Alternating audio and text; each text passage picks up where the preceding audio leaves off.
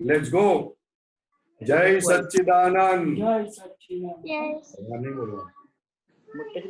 नमो वीतरागाय। नमो वीतरागाय। नमो अरिहंताणम। नमो अरिहंताणम। नमो सिद्धाणम। नमो सिद्धाणम। नमो आयरियाणम। नमो आयरियाणम। नमो वज्जायाणम। नमो वज्जायाणम। नमो लोये सव्वसाहुणम। नमो लोये सव्वसाहुणम। ऐसो पंचन मुक्कारो। ऐसो पंचन मुक्कारो। सव्वपावप्पणासनो। सव्वपावप्पणासनो। मंगलाणं च सव्वेसिं। मंगलाणं च सव्वेसिं। पदमं हवै मंगलम्। पद्मं हवै मंगलम्। ओम नमो भगवते वासुदेवाय। ओम नमो भगवते वासुदेवाय। ओम नमः शिवाय। ओम नमः शिवाय। जय सच्चिदानंद। जय सच्चिदानंद। Very nice, very nice. Do you know that what is the benefit of speaking this three mantra? No. Okay, as if that as soon as you speak three mantra, you are going towards nearer and nearer to the Simandar Swami Aryan Paramatma. Yes. Yes. Understand? Yes. So if you want to go to Aryan Paramatma, one who has conquered the inner enemies, and you are going nearer and nearer to Simandar Swami, you will be more benefited, and you are the richest person in the world. Will I get chocolate cake? So always keep on speaking. As soon as you remember, you get a free time, speak three mantra. Wonderful. Tremendous benefit. Tremendous benefit. Okay? Okay. Jai Satchidanand. जय सच्चिदानंद। Satchidanand. Satchidanand. महात्मा जय सच्चिदानंद। आज परेशान से हिंदी में बोलने का है। તમારો અવાજ નથી આવતો સાહેબ। जय सच्चिदानंद। બહુ ઓછો આવે છે। Very small. जय सच्चिदानंद। Okay. ओके, आज हिंदी का प्रोग्राम है, तो पहले क्वेश्चन है कृष्णा पटेल का। बोलिए कृष्णा जी, कृष्णा बोलिए। कृष्णा अनम्यूट करिए।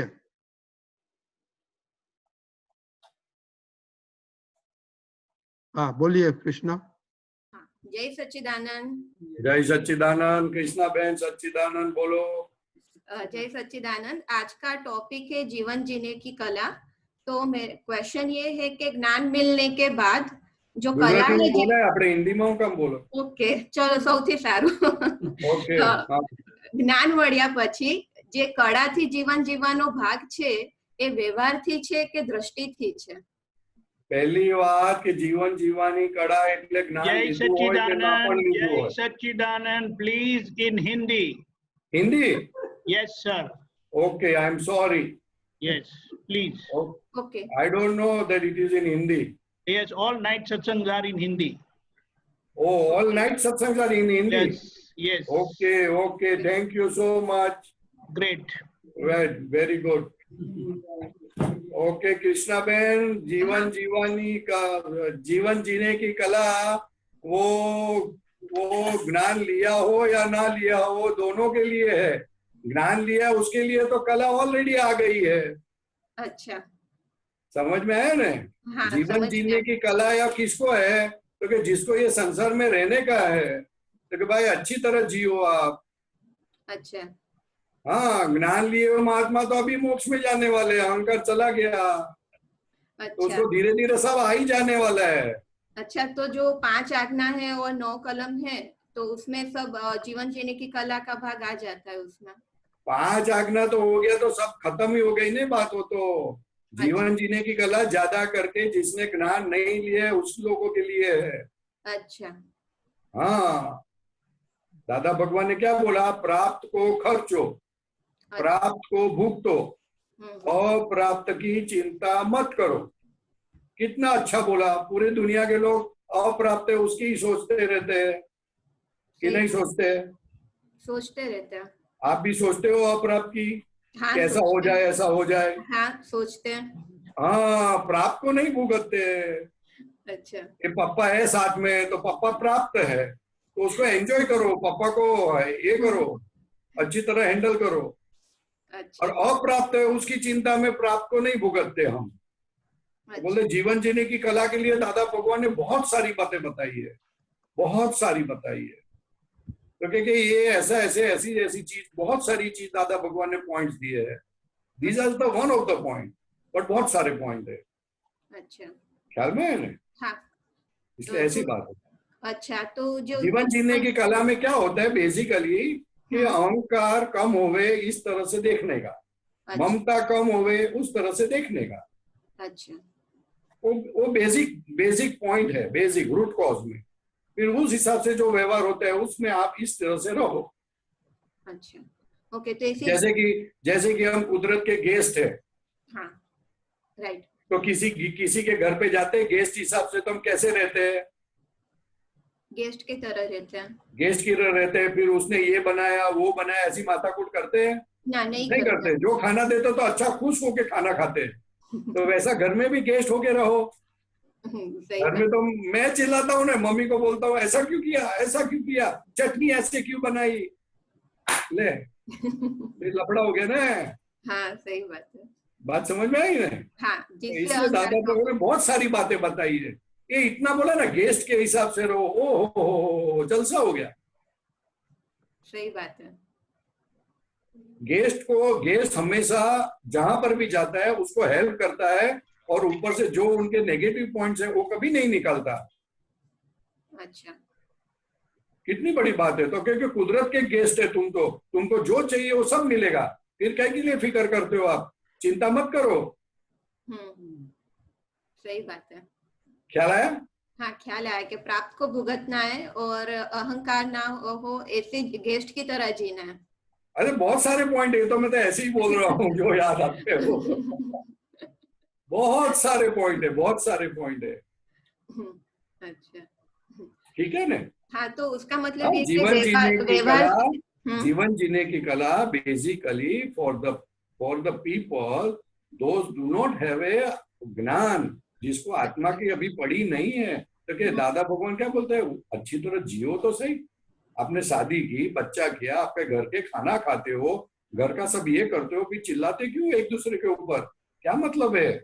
सही बात है। You live your life beautifully. भले आपके पास बंगला नहीं हो लेकिन झुपड़ी में भी अच्छी तरह तो रहो, ये कहना चाहते हैं। अच्छा। ख्याल में आया नहीं? हाँ, ख्याल में आया, समझ में आया। हाँ, ऐसा कहना चाहते हैं। अच्छा। बरोबर? हाँ, बरोबर। हाँ। सच्चिदानंद जय सच्चिदानंद। सच्चिदानंद। पापा कुछ पूछते नहीं है कभी, ऐसा क्यों करते हो? पूछिए। तो आपको आगे रख देते हैं। हाँ, ये तो जय हैं? सच्चिदानंद। जय सच्चिदानंद सच्चिदानंद सच्चिदानंद। આજે રિઝલ્ટ એનું આવી ગયું છે। आई गयो? हाँ, रिसर्च पेपर सिलेक्ट हो गया ट्रेलर एंड फ्रांसिस में, जर्मनी की जनरल है उसमें। अरे वाह, कांग्रेचुलेशन। इसलिए Congratulations. सफल पूछ रहे, बहुत दिन के बाद दिखी। Very congratulation, very nice. Now you can Okay, put okay, now you okay. can put PhD behind your name. Yes. Congratulations. Thank you Ratni uncle. Agree. Thank you Deepak भाई। जय सच्चिदानंद। Rich Kumar, आपको बोलने का है दीपकांत जी कुछ? प्रीच कुमार बोलिए। हाँ जी, जय सच्चिदानंद। हाँ, ये हमको जीवन में जीने की कला जो है, आफ्टर मैरिज हम तालमेल कैसे बिठाएं, ससुराल, पियर, समाज, सोशल, कैसे तालमेल बिठाएं? अरे ये तो कितना बड़ा सवाल है। ये सवाल का जवाब देने को तो पूरी जिंदगी चली जाएगी, और हमने तो शादी की नहीं, फिर आपको कैसे जवाब दूं? नहीं, आप तो आगे पीछे की कला सब जानते, तभी तो आपसे पूछ रहे हैं। बस ससुराल में जाते या कहीं पर भी जाओ, दादा भगवान ने बहुत अच्छा एग्जाम्पल दिया है कि ये पूरा जगत अवस्था है। क्या है? अवस्था। अवस्था है, कायम का रहने वाली कोई चीज है नहीं। इसलिए आप अपने आप को एडजस्ट करना सीखना। क्या करने का सीखने का? एडजस्टमेंट। एडजस्टमेंट। वो जितनी शक्ति मांगोगे तो आत्मा के अंदर ऐसी शक्ति है कि आप एडजस्टमेंट आता जाएगा। लोग जो एडजस्टमेंट करते हैं, लेकिन एडजस्टमेंट करने के बाद अंदर नेगेटिव बहुत होता है। अच्छा। क्योंकि वो नेगेटिव नहीं करने का, क्योंकि एडजस्टमेंट तो ले लिया, तो नेगेटिव करने से आगे चल के संजोग एकदम खराब मिलेंगे। तो ये दादा भगवान क्या बोलते हैं? दादा भगवान क्या बोलते हैं कि तुम्हें जो मिला है वो तुम्हारा मांगा हुआ मिला है। क्या मिला है? तुम्हारा मांगा हुआ मिला है। तुम्हारा मांगा हुआ मिला है। अभी उसको आप रिजेक्ट करोगे तो फायदा क्या, और नुकसान होगा। तो दादा भगवान की बातें कैसी है कि कम से कम नुकसान हो जाए। तो इसलिए दादा भगवान क्या बोलते हैं? एडजस्ट हो जाना। जहां पर भी जा एडजस्ट हो जाना। एडजस्ट होने से क्या होगा? अहंकार जो बढ़ता है वो बढ़ेगा नहीं, नॉर्मल रहेगा। बात समझ में आई? परेश भाई, थोड़ी देर तो हम एडजस्ट हो जाते हैं, 1 दिन 2 दिन, साल भर 2 साल, लेकिन फिर ज्यादा खिंचता है ना, फिर उसको एडजस्टमेंट नहीं बैठता है। हाँ, वो नहीं, इसलिए नहीं बैठता है कि हम देवा ज्यादा लेके आए हैं, कर्जा ज्यादा लेके आए हैं। तो दादा भगवान की ये एडजस्ट एवरीवेयर जितना समझ में आएगा उतना कर्जा कम होगा।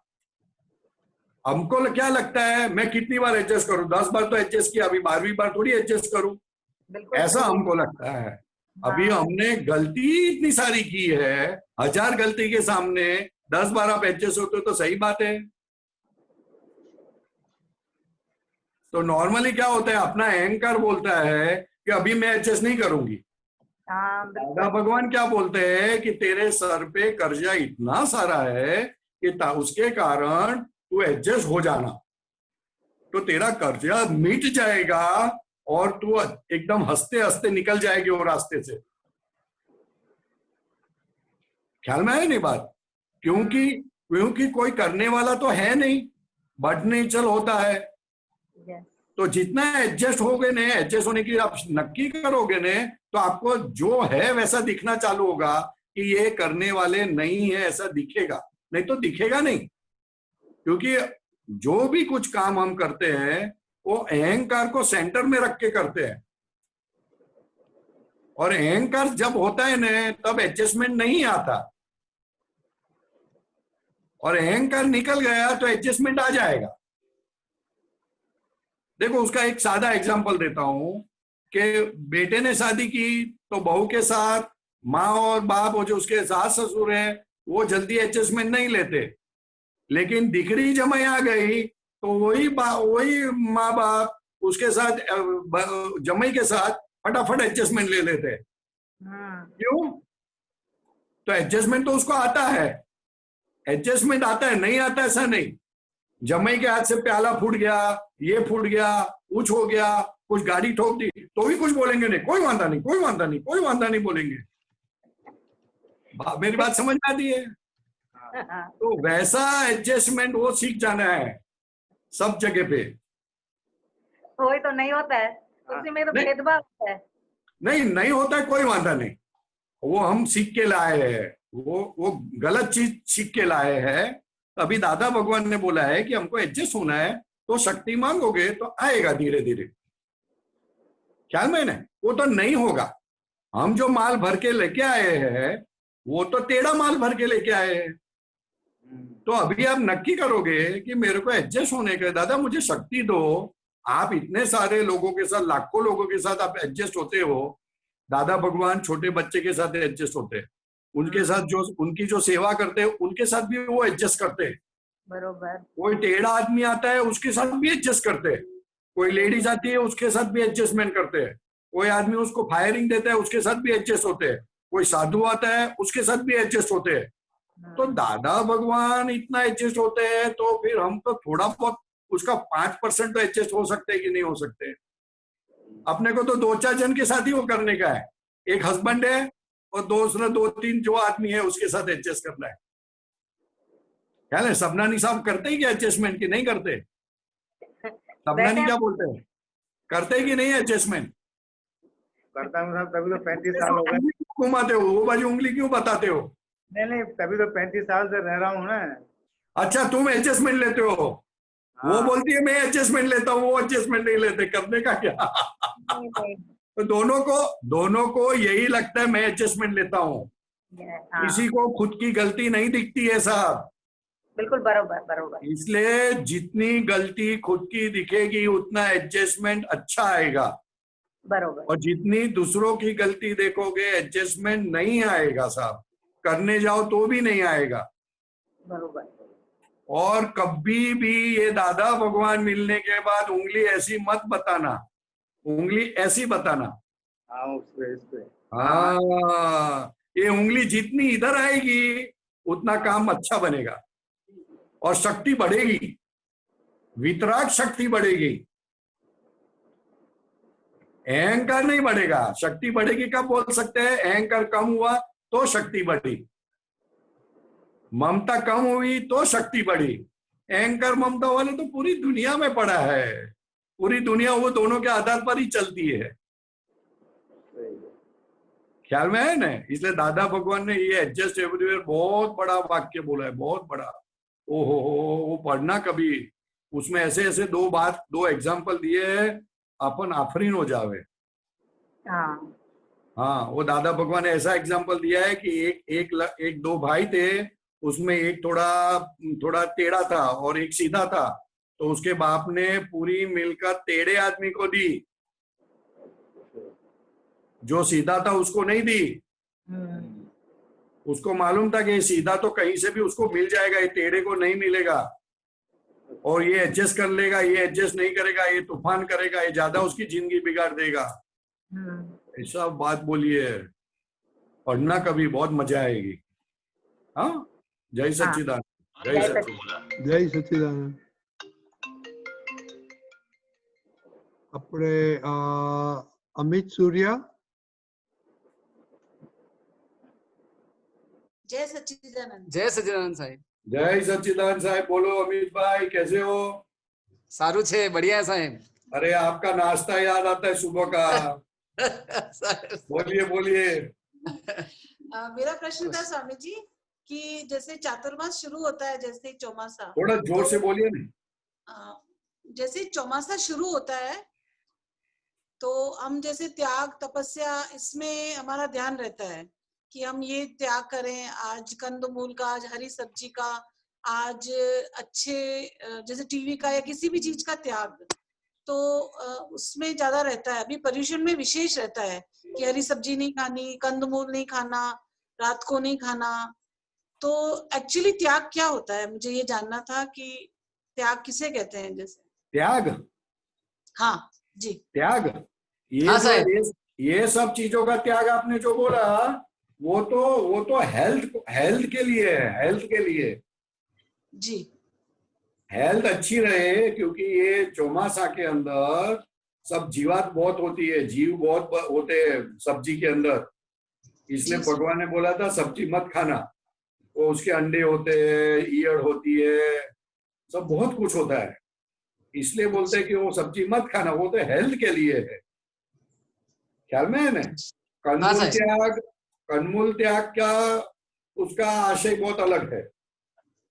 कन्मूल त्याग से आपकी बुद्धि ज्यादा तेज होती है, और बुद्धि तेज हो जाएगी तो सामने वाले की गलती ज्यादा दिखेगी, तो अच्छा है ना? नहीं है साहब। है? नहीं है साहब। गलती दिखे तो अच्छा है ना? खुद की गलती दिखनी चाहिए।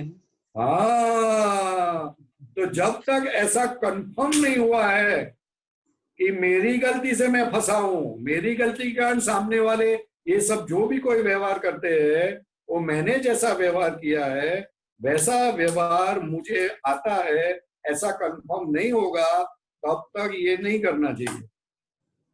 नहीं तो दूसरों की गलती दिखेगी ज्यादा, और दूसरों की गलती दिखने से कषाय परिणाम बढ़े तो आपकी अधोगति होती है। इसलिए जिस चीज से फायदा है उसी चीज से नुकसान भी है, It has to be used in a proper way. Otherwise, it is a very dangerous. ख्याल में है नहीं? हाँ साहब। हाँ, और त्याग हकीकत में तो त्याग किस चीज का है? तो क्योंकि भगवान ने कहा था कि अहंकार ममता का त्याग हो जाए, बाकी कोई चीज का त्याग करना नहीं है। तो अहंकार और ममता का त्याग तो हम नहीं कर सकते, वो तो कृपा से होता है।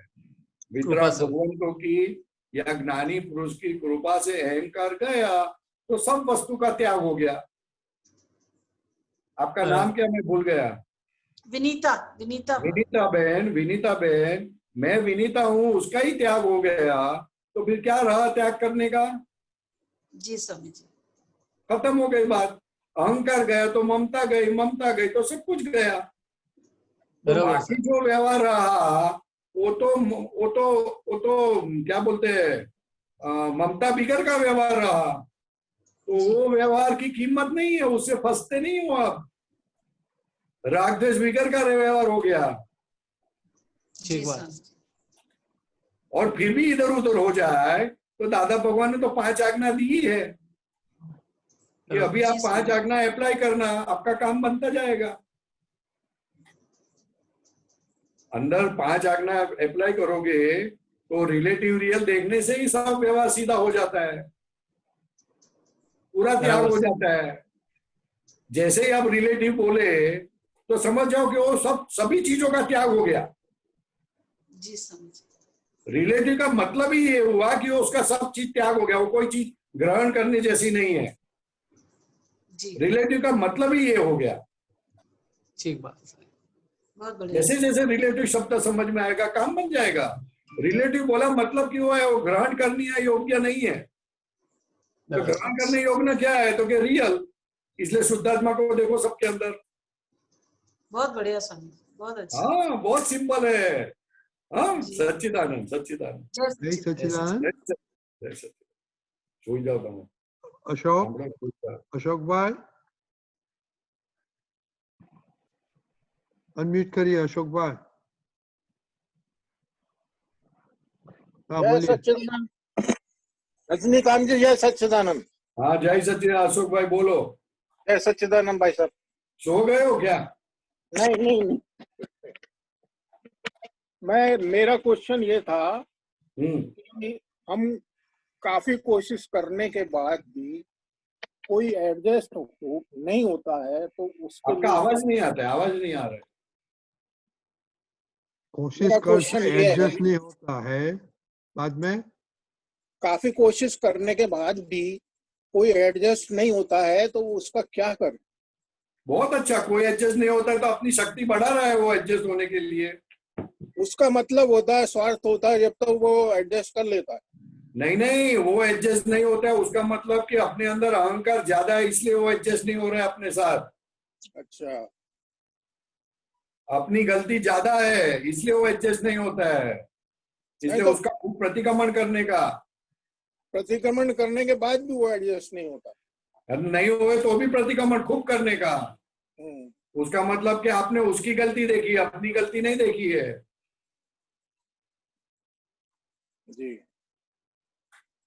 ख्याल में है ना? जी। सामने वाला एडजस्ट नहीं होता है, उसका मतलब ये कि अपना अहंकार ज्यादा है। जिसका अहंकार ज्यादा है आदमी वहां से निकल जाता है, एडजस्ट नहीं होता है। दादा भगवान के साथ क्यों सब एडजस्ट हो जाते थे? नहीं, हम तो काफी मतलब उससे एडजस्ट करके चलते हैं, लेकिन वो होना ही नहीं चाहता। नहीं, आपको करना नहीं है, आपको देखना है, अपनी गलती देखनी है। आपकी गलती खुद के दिखेगी, ऑटोमेटिक सब चेंज हो जाएगा। जी। आप आप उसको नमाना चाहते हो तो ऐसा कोई नमेगा नहीं साहब, आपको पहला नमना पड़ेगा तो एडजस्ट होगा। सिंपल बात है। आप झुकोगे तो वो दो झुकेगा, आप झुकते नहीं और उसको एडजस्ट, उसको झुकने को बोलते हो तो ऐसा थोड़ी झुकेगा साहब। नहीं, वो तो ये चाहता है कि हम और परेशानी भुगते हैं। वो तो ये चाहता है कि हम परेशानी भुगते। हम आवाज नहीं आती आपकी। वो तो ये चाहता है कि भाई हम परेशान हों। नहीं, वो भले परेशान हो, उसके चाहने से थोड़ी परेशान होते हम। परेशान तो हम अपने हिसाब से होंगे। और अभी तो दादा का ज्ञान मिला है, तो परेशानी में तो उल्टा ज्ञान बढ़ेगा। जी तो लॉटरी लगी बोला जाता है, तो फिक्र क्या करने की। जी वो सबके चाहने से थोड़ी अपना सुख दुख है उसके आधार पर। ख्याल में है ना? फिर भी कोई है? रास्ता तो बताइए, फिर भी कोई रास्ता तो बताइए। नहीं नहीं, यही रास्ता, खुद की गलती देखने की। दूसरा रास्ता क्यों चाहिए आपको? दूसरा रास्ता क्यों जानना है? खुद की गलती सुधारो, सब कुछ चेंज हो जाएगा। जी वो परेशान करता है, उसका मतलब तो अच्छा है, बहुत अच्छा है कि आपको दिखना चाहिए कि वो करता है। वो देखने के लिए तो ये बहुत अच्छा एविडेंस है। बात ख्याल में आई? जी सर। हाँ जी, सच्चिदानंद सच्चिदानंद। जय सच्चिदानंद। हाँ, वो तो बहुत अच्छा है। कोई अपने साथ एडजस्ट नहीं होता है, कोई चाहता है कि हम ज्यादा परेशान हो, वो तो बहुत अच्छी बात है। अपने को जागृत रखता है, जागृत, ये ज्ञान में जागृत रखता है। हम सीधे हिसाब से जागृत नहीं रहने वाले हैं, हम बहुत टेढ़े इंसान हैं। अशोक भाई को हम ऐसा मानते हो कि मैं तो बहुत सीधा हूं, ऐसा नहीं है। हाँ हाँ, इसलिए बहुत अच्छी है, समझो। वेलकम करो वो एविडेंस को, अंदर से, बाहर नहीं बोलने का, अंदर से। जी हाँ हाँ, जय सच्चिदानंद। जय सच्चिदानंद। अंदर बहुत सारी आड़ाई है, इसलिए वो एविडेंस पे इकट्ठा होता है, नहीं तो ऐसा एविडेंस मिलता नहीं है अपने को। अशोक भाई जी अपने अंदर आड़ाई है, आड़ाई। अच्छा, वो आड़ाई के कारण ऐसे निमित्त मिलते हैं। तो आड़ाई निकलने के लिए आई है, तो आप बोलते हो चले जाओ। ऐसा क्यों करते हो? निकाल डालो माल, सब कचरा माल भरा पड़ा है, निकलने का चांस मिला है। हमारे यहाँ सुबह हर रोज कचरा पेटी आती है, तो हर रोज कचरा डालते हैं। तो वैसा कुदरत हमेशा अपने अंदर से कचरा निकालने का एविडेंस इकट्ठा करती है। तो कचरा डालो, निकालो सब, ठीक है? जी निकालोगे ना? बिल्कुल बिल्कुल। कितना निकालोगे? सारा निकालेंगे। 100 ग्राम की 1 किलो कि 10 किलो? पूरा ही निकाल देंगे। पूरा, लेकिन कितना बोलो ना, किलो कितना बोलो? 100 1 किलो। टन? 100 किलो। 100 किलो, बस 1 टन नहीं। ओके, जय सच्चिदानंद। जय सच्चिदानंद। गीता बहन।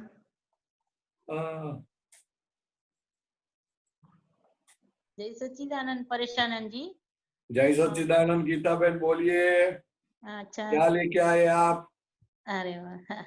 दादा भगवान कहते कि चैतन्य सत्ता अनुभव किया, फिर बाद में निर्लेप भाव आता है, और अभी चैतन्य सत्ता का अनुभव करने से निर्लेप भाव आता है, सही बात है। हाँ, जरा थोड़ा समझाओ। उसमें क्या समझाने का? निर्लेप भाव यानी क्या? गीता बहन अलग दिखती है अपने को, गीता हाँ जी। बहन छोड़ती नहीं है अपने को, गीता बहन में तन्मयकार नहीं होते हम। चैतन्य शक्ति का अनुभव होने से जो हमको जो लेप हुआ है, वो दिखता है कि ये अलग चीज है, मैं अलग हूँ, इसलिए फिर उसमें हाथ नहीं डालते हैं। बरोबर, समझ में है ना? फिर गीता बहन कुछ भी करे, अच्छा करे, बुरा करे, खाना खाए, उपवास करे, अट्ठाई करे, जो कुछ भी करे, दान करे, फिर भी उसमें बोलते हैं मैं नहीं, मैं कुछ भी नहीं, इसमें है नहीं। मैं नहीं। इसलिए निर्लेपता का अनुभव होता है। निर्लेपता, वो तो बहुत बड़ी बात है। बहुत। तो इसके लिए तो दादा भगवान ने आज्ञा दी कि निर्लेपता का अनुभव करने के लिए जितनी आज्ञा में रहोगे, महावीर जैसा आपको निर्लेपता का अनुभव होगा। अरे वाह वाह वाह वाह। ख्याल में है ना? हाँ। जितने आप पड़ोसी से अलग हो, जितने आप दूसरे लोगों से अलग हो, उतने ही आप गीता बहन से अलग हो। वो निर्लेपता हो गई। हाँ, निर्लेपता हो गई। दूसरे के साथ कैसे हम सुपरफ्लुअसली काम करते हैं, सुपरफ्लुअसली बोलते हैं, बहुत अच्छा बोलते हैं, वैसा गीता बहन से व्यवहार करो। सुपरफ्लुअस से चलेगा ना ऐसा व्यवहार करने को? एकदम चलेगा, सरस चलेगा। सरस चलेगा। तो एकदम फिर फाइन दौड़ाओ, फिर गाड़ी दौड़ाओ। दौड़ाओ बराबर। અને પેલું वो समझाओ, व्यवहार सब सापेक्ष है और आत्मा निरपेक्ष है। हाँ, व्यवहार सापेक्ष है। सापेक्ष है ना, अपेक्षा सहित वाला। अच्छा आप स्त्री हो तो क्या पुरुष की अपेक्षा के हिसाब से आपको स्त्री बोला गया है। हाँ जी, हाँ। जानवर को किसके अपेक्षा से जानवर बोला है, तो क्या इंसानों की अपेक्षा से जानवर बोला गया है। दिन को दिन क्यों बोला गया, तो रात की अपेक्षा से दिन है। व्यवहार अपेक्षा से सहित है, तो कोई चीज हमको गलत लगती है लेकिन दूसरे के हिसाब से वो चीज सही है। सही है, हाँ बरोबर। हमको जो चीज सही लगती है वो दूसरों के हिसाब से वो गलत है। गलत है, तो इसलिए वो व्यवहार में ज्यादा ऊंडा मत उतरो, ऐसा बोलते हैं। बरोबर। અને आत्मा निरपेक्ष क्योंकि सापेक्ष है। हाँ, वो सापेक्ष वाली बात को तो सच्चा भी बोल सकते हैं और झूठा भी बोल सकते हैं। एग्जैक्ट सच्ची बात। इसलिए भगवान ने बोला निरपेक्ष पद प्राप्त कर लो। निरपेक्ष पद, निश्चय निरपेक्ष है, उसको किसकी जरूर नहीं है, और व्यवहार में सबको सबकी जरूर है। देह है तो देह सापेक्ष है, तो देह को सब चीज की जरूर है। हाँ बरोबर, दे लिया तो। इसलिए जिसको जरूर है वो अलग है और जिसको जरूर नहीं वो अलग है। इसलिए दादा भगवान ने 2 आज्ञा दी, रिलेटिव और रियल। रिलेटिव रियल, बरोबर। बरोबर, बहुत सुंदर, बहुत सुंदर। सापेक्ष समझ में आया? सापेक्ष एकदम व्यवहार की सापेक्ष सापेक्ष समझ में आया ना, तो कभी मन बिगड़ेगा नहीं, बुद्धि बिगड़ेगी नहीं। अच्छा, हो अहंकार भी खड़ा नहीं होगा, क्योंकि सापेक्ष है। अमीर आदमी है तो किसके सापेक्ष? गरीब के सापेक्ष, गरीब के हिसाब से अमीर है, नहीं तो कुछ नहीं, उसकी कोई वैल्यू नहीं। उसकी कुछ वैल्यू नहीं, हाँ बरोबर, कोई वैल्यू नहीं, कोई जी वैल्यू नहीं, बरोबर। तो जैसे जैसे समझ में आएगा तो हम स्पेशल है, हम कुछ है, वो सब निकल जाएगा, क्योंकि सापेक्ष है। आप तो पुत्र किस हिसाब से है, तो क्या महात्मा के हिसाब से आप तो पुत्र है, नहीं तो कुछ नहीं है। दूसरे लोगों के लिए आप तो पुत्र नहीं है। नहीं, महात्मा है तो आप तो पुत्र सब। हाँ, सापेक्ष है, सापेक्ष है, एग्जैक्ट। जितना जितना सापेक्ष समझ में आएगा उसका नशा चढ़ेगा नहीं। अरे वाह, और सापेक्ष समझ में नहीं आएगा तो उसका नशा चढ़ेगा। हाँ हाँ, नशा चढ़ेगा, बरोबर। इसलिए नशा नहीं चढ़े, इसलिए भगवान ने बताया ये सापेक्ष है, बात समझ। ये रिलेटिव है, तेरा कभी नशा उतर जाएगा पता नहीं चलेगा। हाँ बरोबर, बहुत सुंदर। करोड़पति आदमी है, पुणे में करोड़पति आदमी कोरोना में मर गया, सापेक्ष बात है। सब लोग रोते हैं, अरे 15,000 करोड़ है। अरे तेरा करोड़ का क्या करने का, सापेक्ष है, ये तो गया बोलो। सापेक्ष यानी कोई चीज कभी कहाँ चली जावे पता ही नहीं चले। कितनी बड़ी बात है, बाप रे। सापेक्ष में तो ये दांत है ना, आज दांत है, कल सुबह नहीं मिले दांत। साची बात है एकदम। आंख चली जावे, ब्रेन चला जावे, हेमरेज हो जावे, बीपी बढ़ गया, गया सब गया। सापेक्ष है, सापेक्ष है, सापेक्ष में नशा नहीं चढ़ता। सापेक्ष जितना समझ में आएगा नशा नहीं चढ़ेगा, और सापेक्ष में आप हाथ भी नहीं डालोगे। ओके, हाँ हाँ, बहुत सुंदर समझ है, बहुत दाखला दिया तो अच्छा सेट हो गया सब बरोबर। सापेक्ष समझो, सापेक्ष। कोई जाड़ा है तो पतले के हिसाब से वो जाड़ा है, जाड़ा है। सब जाड़े हैं तो सब कोई सब कुछ नहीं। कोई गोरा है तो काले के हिसाब से गोरा है, नहीं तो कुछ नहीं। यूरोप में चला जाओ, सब ठीक, सब सही ठीक हो गया। सापेक्ष है, सापेक्ष सब, सापेक्ष सब सापेक्ष। जितना सापेक्ष समझ में आया, जितना रिलेटिव समझ में आ गया, ओहो, ये सापेक्ष बात लोगों को समझ में नहीं आती थी, इसलिए दादा भगवान ने स्पेशल वर्ड निकाला, this is all relative. Relatives, इसलिए दादा भगवान दिन के अंदर 25, 50, 100 बार बोलते थे, all these relative are temporary adjustments and you are permanent. क्या बोलते थे? All these relative are temporary adjustment and you are permanent. J Kumari से बोलते थे, मजा आ जावे। वो शब्द सुनता है तभी भी ऐसा हो जाता, कह रहे क्या बोलता है दादा भगवान ऐसा। हाँ, नहीं, लेकिन ये वाक्य हर रोज बोलने जैसा है। All these relative are temporary adjustment, ऐसा खुद को बोलने का। Exact and you are permanent. ऐसा बोलना 5, 10, 25 बार बोलना चाहिए।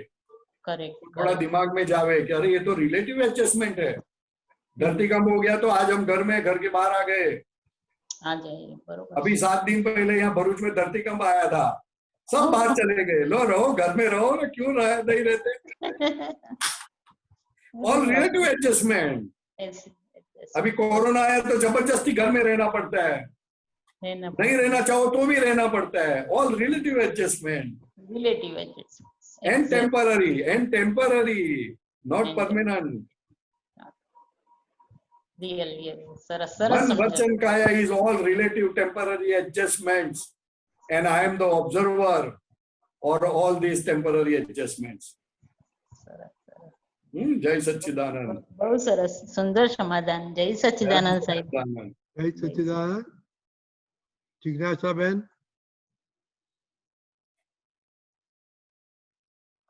जय सच्चिदानंद परेशानंद जी।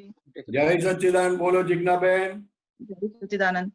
ક્લિપ મોકલી હતી, એ ક્લિપ ની અંદર થી તો જીવન જીવવાની કળામાં સાંભળી રાત્રે જોબ હતી તો, પણ એ પછી એમાં એવું હતું, એક એવું હતું કે છોકરાઓ નાના હોય ત્યારે તમારે બધું કહેવાનું હોય છે। 20 વર્ષના થાય પછી કહેવા બેસો ત્યારે ચીબડું ફાટ્યું ને રડવા જેવી વાતો છે, પછી ઘર સાફ ના થઈ શકે।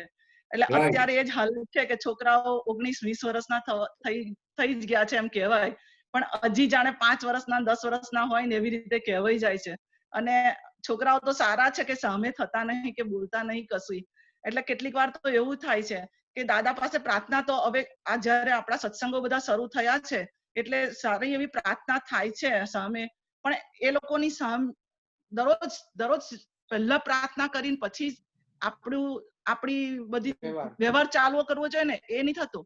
કેવું થાય છે કે બોલાઈ જાય, ધડાધડી બધું થઈ જાય, પછી રાત્રે પછી બેસતું કે નવી નવરી પડું તારે એમ થાય કે અરે મેં આવું કહ્યું તો આવું મારે આવું ના થવું જોઈએ, હવે આવું ના હોવું જોઈએ। પછી શુદ્ધાત્મા જોવાય કે પ્રાર્થના થાય, પણ આ બધું તો ઘડીએ ઘડીએ થવું ના જોઈએ ને। અરે એટલે જ આ જીવન જીવવાની કળાની અંદર મેં કીધું ખરેખર સારો ટોપિક આવ્યો છે, પણ એની અંદર હવે ખરેખર કરવું શું જોઈએ હવે। जिग्ना बहन एक बहुत इम्पोर्टेंट बात है कि कभी कभी झगड़ा भी हमारे बेनिफिट में होता है। मेरी बात समझ में आती है। मैं दादा भगवान के अंदर किस लिए आया तो कि मेरे पिताजी के साथ बनती नहीं थी, बहुत झगड़े होते थे, तो उसके कारण दादा में आ गया मैं। बात समझ में आई? हाँ। तो ये ऐसा झगड़ा होता है और आप अंदर से अंदर थोड़ा देखोगे, तलाश करोगे तो दादा भगवान की सब बात बहुत अच्छी तरह समझ में आएगी।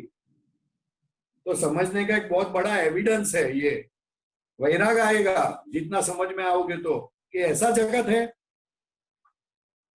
इतनी माथाकूट है, ऐसा वैराग आना चाहिए। ख्याल में है ना, कभी कभी वो चीज बेनिफिट हो जाती है। झगड़ा नहीं होना चाहिए, सही बात है, लेकिन कभी कभी वही चीज अपने काफी सारे महात्मा को वो पुण्यानुबंधी पाप बोलते हैं। झगड़ा होता है वो पाप है। મમતાને લીધે આટલું બધું થાય, બહુ મમતા છે એટલા માટે થાય છે એવું। વધારે આસક્તિ છે એટલા માટે થાય છે। ज्यादा आसक्ति है, आप बहुत सारे जुड़े हुए हो। दादा भगवान बोलते हैं 20 साल के हो गए तो उसका अहंकार बड़ा हो गया, इसलिए अभी माथाकूट कम करने की, कम से कम करने की। ख्याल में ना, ये उमेश भाई को आसक्ति ज्यादा इसलिए इमोशनल ज्यादा होते हैं। आसक्ति कम होनी चाहिए, अटैचमेंट थोड़ा कम करो। या तो एक दादा भगवान का सूत्र नक्की करो कि मुझे टकराव टालना है। देखो 15 दिन के अंदर फर्क पड़ जाएगा। टकराव टालना है कुछ भी हिसाब से। जैसा टकराव हो गया, हम कभी गाड़ी सामने आती है तो कितना एडजस्टमेंट करते हैं, फटाफट तो गाड़ी ठोकते हैं। तो दादा भगवान बोलते हैं एक कार नहीं ठोकते और इंसान को इंसान से टकरा देते हो, ये तो उससे भी डेंजर है। उसके ईगो हर्ट होता है, और ईगो हर्ट हो गया तो बहुत नुकसान, 2-4 भाव के लिए नुकसान हो गया। इसलिए दादा का एक सेंटेंस पकड़ के रखो, मेरे को टकराव टालना है। देखो फिर क्या होता है। 15 दिन ही देखो, 15 दिन के अंदर तुरंत सब रिजल्ट फटाफट फटाफट फटाफट काम में आ जाएगा। टकराव डालना है, जैसे ही टकराव हुआ बंद कर देने का, इश्यू ही बंद करने का। एक दूसरे को क्या होता है, आसक्ति होने से मैं इसको समझा दूं, मैं इसको समझा दूं, मैं इसको समझा दूं, ऐसा नहीं करने का। ज्यादातर तो मैं काम से वापस आती हूँ ना, तो देखती हूँ कि घर में ऐसा के ऐसा ही पड़ा है। जब से मैं घर से निकलूं, छोड़ के गई हूँ, ऐसे के ऐसा है, जहाँ के मैं उनके लिए खाना पका के जाऊं, मगर कुछ रह गया तो घर में भी ठीक ठाक नहीं करते, कुछ भी आगे पीछे रखते नहीं, बस उनके ही मस्ती में मस्त रहते हैं कि जैसे अभी तो स्कूल नहीं है। तो भोगवेदनी भूल क्या रहा, अप्लाई कर सो, कब अप्लाई करोगे आप? भोगवेदनी भूल, ओके। हाँ, वो जैसे ही अप्लाई करना चालू करोगे तो तुरंत उनको, भले आज अपने को तकलीफ पड़ेगी, लेकिन आगे जाके उसको देखेगा कि मेरी माँ काम पर से आती थी और ऐसा हम कुछ करते नहीं थे, फिर रोएंगे। अभी नहीं रोएंगे, अभी अपना हिसाब है। मगर कब तक नहीं हो, तो जब तक हिसाब है तब तक। कब तक तो बोलने का ही नहीं, कब तक नहीं बोलने का, कब तक नहीं बोलने का। उसे अच्छा उसका प्रतिक्रमण करो। बेटे या नहीं क्या, बेटे या नहीं क्या, कलयुग में बेटे या नहीं क्या अपनी सेवा लेने के लिए आए, सेवा देने के लिए नहीं आए। आप बेटा इसलिए मानते हो कि वो मुझे कुछ हेल्प करे, कलयुग में मानो ही मत, वही गलत है। ये तो लेनदार आवेला छे बधा, बराबर। नीचो विनाक से अपन ने, नीचो विनाक से, समझ में आया? चारों बाजू से नीचो डालेंगे, पैसा भी लेके जाएंगे, आपका तन मन धन सब लेके जाएंगे। ये तो कलयुग का माल है भाई। हाँ,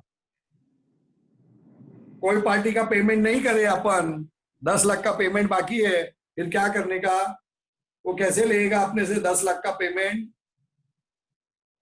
कोई कहीं से भी हिसाब आएगा, कहीं से भी। हाँ, तो कलयुग में बेटा बनकर आता है और फिर बॉस बन के रहता है अपना, और अपने लोग अपना बेटा है बेटा करके उसको अपन सर्विस देते ही जाते। तो व्यवस्थित शक्ति का, कुदरत का काम ये है कि जिसका पेमेंट आपने नहीं किया है तो आपको सर्विंग करना है, फिर तो उसको आपका बेटा बनाता है, भाई बनाता है, बाप बनाता है, और आपको सर्विस देना है। वो मैं बोलती हूँ ना कि मैं कितनी छोटी तब से काम करती हूँ, अभी इतना काम करना पड़ता है मुझे, तो वो छोटा तो बोलता ही है। कौन सा वर्ड बोला, कल ही बोला कि तू इसीलिए तो तू लड़की है, हम लड़के हैं, ऐसे बोल के कि तेरे नहीं, वो ऐसा बाहर बोले तो तभी डांटने का, बाहर अगर ऐसा बोलता है तो डांटने का, तभी एक झापट चाहिए तो मारना पड़े तो मारो। नहीं, कुछ अच्छा वर्ड था उनका जो बाहर, लेकिन बाहर ये बोलने का नहीं है, ये बात बाहर बोलने की नहीं है। बाहर तो उसके साथ जैसा व्यवहार करना है वैसा व्यवहार करना है। 2 दिन उसका खाना बनाए बिगड़ जाओ, देखो समझ में आ जाएगा सब, समझ में आया ना? ये तो मैं जो बोल रहा हूँ अंदर की बात आपके समाधान के लिए बोल रहा हूँ, लेकिन बाहर ये बात बोलनी नहीं है। बाहर तो जैसा व्यवहार चलता है वैसा ही है। वो ऐसा बोले तो बोले कल से खाना तू पकाना, मैं तेरा नहीं खाना बनाने वाली हूँ। अरे शानन जी, ममता तो इतनी है ना कि ये बच्चों की अन्नपूर्णा है। ये यूट्यूब पे खाना बनाती है। आप उसके हस्बैंड हो और क्या, आप उससे भी बढ़ते हो। आप उसके हस्बैंड नहीं? हाँ, वो यूट्यूब देखकर सब खाना बनाती है, पूरा जितना भी वक्त लगे, लेकिन यूट्यूब देख के बनाती है। वो मुझे मालूम है। इसलिए थोड़ी फैसिलिटी कम करने का, समझ में आया? हाँ, वो फिक्र मत करो, दादा को प्रार्थना करो तो समझ सब सूझ आएगी। और एक क्वेश्चन है, जैसे काम पर मैं जाती हूँ ना, वहीं पर तो अलग अलग रेसिडेंट्स होते हैं, जैसे उनका स्वभाव भी अलग अलग होते हैं, चिड़चिड़िया ऐसे। उनको हमें कभी कभी इतना अच्छा बोलना पड़ा है, ओ यू आर स्मार्ट, जैसे कि आप बहुत अच्छे हो, आई लव यू के जैसे हमको बोलना पड़ता है, जैसे अंदर से तो हम उनसे उनसे घृणा जैसे गुस्सा होता है और बाहर कि अच्छा कैसे बोलते हैं। व्यवहार करते हैं, कैसे होते हैं, तो ये व्यवहार तो अच्छा नहीं हो ना। जैसे ये तो शुद्धात्मा है, शुद्धात्मा भी देखती हूँ। अरे ऐसा और व्यवहार घर में करो तो काम बन जाएगा। या ऐसा है, होना चाहिए। ऐसा व्यवहार घर में कर डालो, वहां कुछ इधर उधर करोगे तो चलेगा, क्योंकि ये सब घर वाले सब ऋणानुबंध फाइल्स है, फाइल्स। इसलिए उसके इस हिसाब से उसके साथ डीलिंग करो। दादा भगवान बोलते ज्यादा आसक्ति है तो उसे आप सब घर के आदमी बिगड़ते हैं। जित कम आसक्ति रखोगे तो नॉर्मल हो जाएंगे, अच्छे हो जाएंगे। ओके। हाँ, ऐसा रखो थोड़ा सा, नहीं तो कुछ नहीं देगा। टकराव टालने का तो करो फिक्स, 15 दिन के लिए करो, देखो क्या होता है। अभी 15 दिन के लिए, ज्यादा नहीं बोलता हूँ। बहुत प्रार्थना होती है, प्रार्थना सारी भी ऐसी होती है, और बैठ के कभी हर रोज होना चाहिए, प्रतिक्रमण ज्यादा होना चाहिए, मगर कभी जो होता है बहुत ज्यादा नहीं होता है। उसकी चिंता मत करो, टकराव टालने का चालू कर दो ना, देखो ना क्या होता है। वो तो ये याद रखना पड़ेगा, जैसे बोलना स्टार्ट होने से पहले उनसे पहले सोचना पड़ेगा कि मुझे टकराव नहीं करना है। टकराव टालने का नक्की करोगे, चालू हो जाएगा, फटाफट मशीनरी चालू हो जाएगी। ठीक है, सुबह से ही प्रार्थना करके उठूंगी। देखो 15 दिन के बाद अनुभव बोलना आपका। हाँ, जय सच्चिदानंद। जय सच्चिदानंद। जय जय सच्चिदानंद। नितिन सूर्या।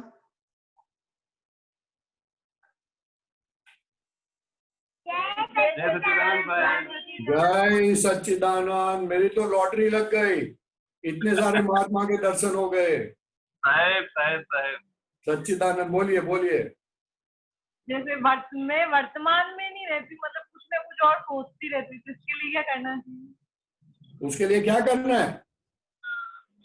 उसके लिए दादा भगवान ने बोला प्राप्त को भुगतो, अप्राप्त की चिंता मत करो।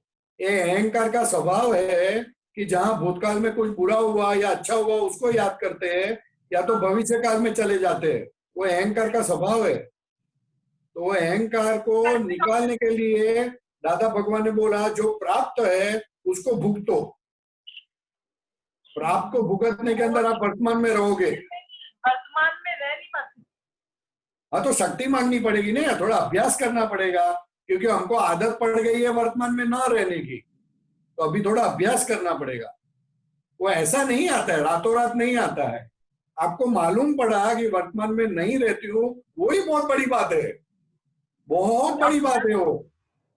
अभ्यास करना, इसलिए अभी अभ्यास करने का कि वर्तमान में रहो। ये दादा भगवान ये छोटे बच्चे लोग के लिए बोला था कि work while you work and play while you play. ये वर्तमान में रहने की दादा भगवान ने चाबी दी थी कि पढ़ाई करने के वक्त पढ़ाई करना और खेलने के टाइम खेलना, तब पढ़ाई की चिंता मत करो। हमारी आदत क्या है, हम पूजा करते हैं तब रसोई की सोचते हैं, और रसोई की सोचते हैं तब पूजा की सोचते हैं। तो दादा भगवान ने क्या बोला कि जब आप जो कुछ काम करते हो वहां हाजिर रहना। रसोई करने के टाइम रसोई की सोचना, पूजा का। कोशिश करती हूँ लेकिन होता नहीं है। धीरे धीरे होगा ना, धीरे धीरे होगा। वो तो हमको आदत बुरी पड़ गई है ना, और वो जब होगा तब तो हम भगवान हो जाएंगे। भगवान का ख्याल में है ना? तो वो अभ्यास करने का उसका, और आपको पता चला वो बहुत बड़ी बात है। नहीं तो ये बात किसी को पता ही नहीं चलती कि हम वर्तमान में नहीं रहते। दादा भगवान दिन में 25-50 बार बोलते थे वर्तमान वर्ते सदा सो ज्ञानी, वर्तमान वर्ते सदा सो ज्ञानी। क्योंकि ज्ञानी करता नहीं है, उसका अहंकार निकल गया। जो करता नहीं है वो भविष्य की सोचता नहीं, और भूतकाल तो गया, और जो गया उसका क्या सोचने का, वो तो फुलिशनेस है। सही बात। इसलिए ज्ञानी बोलते हैं हमारे अंदर हम हमेशा प्रेजेंट टेंस रखते हैं, प्रेजेंट को एंजॉय करते हैं, उसको बढ़िया बनाते हैं, जहर को अमृत बना देते हैं। ज्ञानी पुरुष जहर को अमृत बना देते हैं। वर्तमान वर्तमान वर्तमान वर्तमान। अभ्यास करो, बहुत अच्छा हो जाएगा। और आप सबका मशीन तो इतना बढ़िया है ना कि आप जो चाहे वो अभ्यास करके सिद्ध कर सकते हो। बहुत बढ़िया मशीन है। आपका आशीर्वाद बना रहे साहब। खूब आशीर्वाद, खूब आशीर्वाद। पापा जी कैसे है पापा जी? पापा एकदम बढ़िया मजे में। एक 4वीं मम्मी कैसी है? दादी कैसे? दादी सब बढ़िया है। हाँ सच्चिदानंद बोलना। हाँ सभी आप तो की तरफ से सच्चिदानंद बोलना है। जय सच्चिदानंद। जी सर, एक प्रश्न और है। स्वामी जी मेरा भी है। प्रस्मिता जी मैं कुछ नहीं जानता, ये सबसे बड़ा ज्ञान कैसे है? वो इसलिए है कि मैंने एक आज स्टोरी भेजी है सबको, आपको भी भेज दूंगा। उसमें ऐसा बोलते हैं कि आप कुछ जानते नहीं हो तो जानने की कोशिश करोगे, और अगर आप जानते हो ऐसा बोलोगे तो जानने की कोशिश ही नहीं करोगे। तो जब तक केवल ज्ञान नहीं होता है तब तक आपने पूरा जाना नहीं है। तो जब आप रखोगे ऐसा कि मैं कुछ जानता नहीं हूं, तो आप समझने की कोशिश करते रहोगे। तो समझने की कोशिश करने से वो हमारा जो अनंत दर्शन वाला गुण है वो पूरा बाहर आएगा। नहीं तो आप मैं जानती हूं ऐसा बोलोगे तो खत्म हो गई बात। तो मैंने आज एक स्टोरी भेजी है कि एक पेंटर था और वो बहुत अच्छा पेंटिंग बनाता था। फिर उसके बेटा बड़ा हुआ तो बेटे ने भी पेंटिंग बहुत अच्छी बनाई। तो बेटा ने बाप से भी बढ़ गया। तो हमेशा पेंटिंग बनाने के वक्त वो बेटा पूछता था पिताजी को कि कैसी बनी है, तो पिताजी कुछ ना कुछ उसके नुस्खे निकालते थे। तो एक दिन ऐसा हुआ कि उसने इतनी बढ़िया पेंटिंग बनाई, उसके पिताजी से भी बहुत अच्छी पेंटिंग बनाई। तो उसके पिताजी ने फिर भी नुस्ख निकाला। तो उसने बोल दिया तो क्या अभी तुम्हारी पेंटिंग तो बिकती नहीं है, मेरी पेंटिंग इतनी बिकती है और तुम मेरे नुस्ख निकालते रहते हो, जान तो मेरे को आपसे बात ही नहीं करनी। 6 महीने के बाद उसके पेंटिंग बिकने ही बंद हो गए। फिर पिताजी के पास आया, बोलता पिताजी क्या करूं, ये तो बंद हो गया। तो क्या आपने नया सीखने का बंद हो गया आपका, क्योंकि आपको लगा कि मैं बहुत अच्छा करता हूं तो खलास हो गई बात। नया बनाने का, नया सीखने की जिज्ञासा आपकी बंद हो गई, सो यू आर गॉन। तो फिर वो उसका इंप्रूवमेंट हो गया और फिर वापस।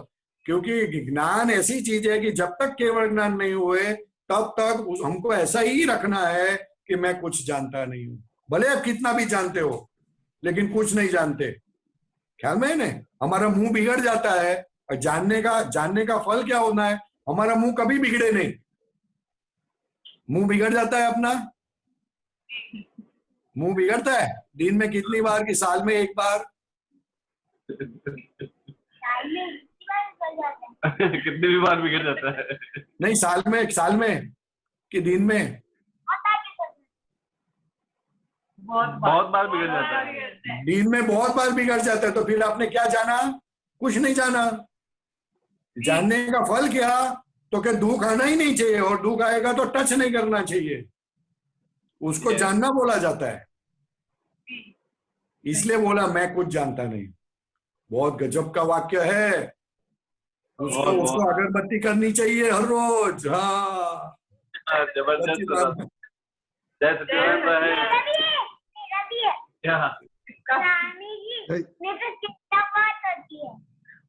है चिंता बहुत होती है। किसको? क्या होती है? चिंता। हाँ, तो मम्मी को बोलने का, झाड़ू पोता करने को बोलने का, आपको चिंता बंद हो जाएगी। नहीं, तेरे को चिंता होती है ना, तो मम्मी पापा को बोलने का, मम्मी को बोलने का झाड़ू पोता मैं करूंगा, तो चिंता बंद हो जाएगी। हैं? नहीं करूंगा। नहीं चिंता करूंगा नहीं, आपको झाड़ू पोता कराओ, उसको साथ झाड़ू पोता कराओ तो चिंता बंद हो जाएगी। देखो ऑटोमेटिक। झाड़ू पोता कराओ, उसके बाद थोड़ा झाड़ू पोता कराओ। हाँ, नहीं क्या नहीं, चिंता से छूटने का तो झाड़ू पोता करने का है आपको। चिंता को बोलने का ऐसा है कि वो ऐसे ये बता रहे। अच्छे से। ओके। जय सच्चिदानंद। जय सच्चिदानंद। जय सच्चिदानंद। પરેશાન જી આપણો ટાઈમ થઈ ગયો છે હવે એક્સપિરિયન્સ સાંભળવાનો પછી जैसे आप તમારો बोलो experience वैसा સાંભળશું. પછી जैसे તમારો जैसे बोलो आप सच्चिदानंद દીપકાનંદ જી जय सच्चिदानंद। सच्चिदानंद दीपक भाई सच्चिदानंद जय सच्चिदानंद। फिर मैं मुझे आपसे एक प्रश्न है। हाँ बोलिए बोलिए बोल दो। फिर बाद में। अरे बाद में क्यों, अभी कर दो ना यार, डोंट नहीं कीप नहीं नहीं पेंडिंग। अरे कल मैं मर जाऊंगा तो पेंडिंग रह जाएगा यार, कल एक्सपीरियंस पहले बाद में। कुछ लोग इतने आसानी से नहीं मरते। अरे यार कब अभी तक पता नहीं किसका क्या नंबर कभी लगता है वाला है।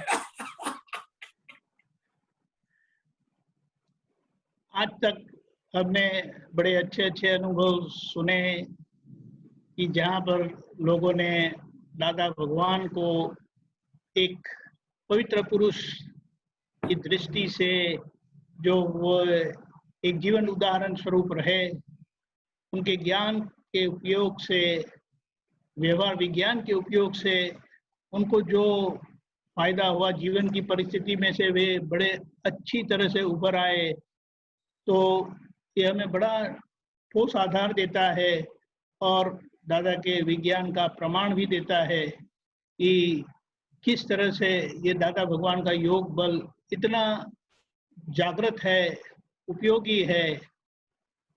और दादा भगवान कहते थे हम खुद सारे दिन में 1000 बार भीतर के प्रकट भगवान को, दादा भगवान को नमस्कार करते हैं। तो ये बहुत बड़ी बात हो जाती है। तो उसी तरह से आज जो हमारे बीच आ रहे हैं वो बड़ी विकट परिस्थिति में से गुजरे हैं और यहाँ इंडिया से अमेरिका गए हैं।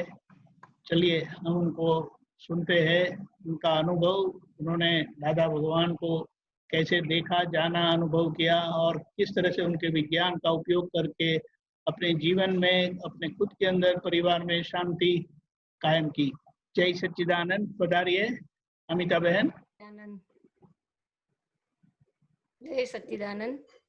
जय सच्चिदानंद। You can speak in Gujarati. Okay. મેં 2000માં જ્ઞાન લીધું.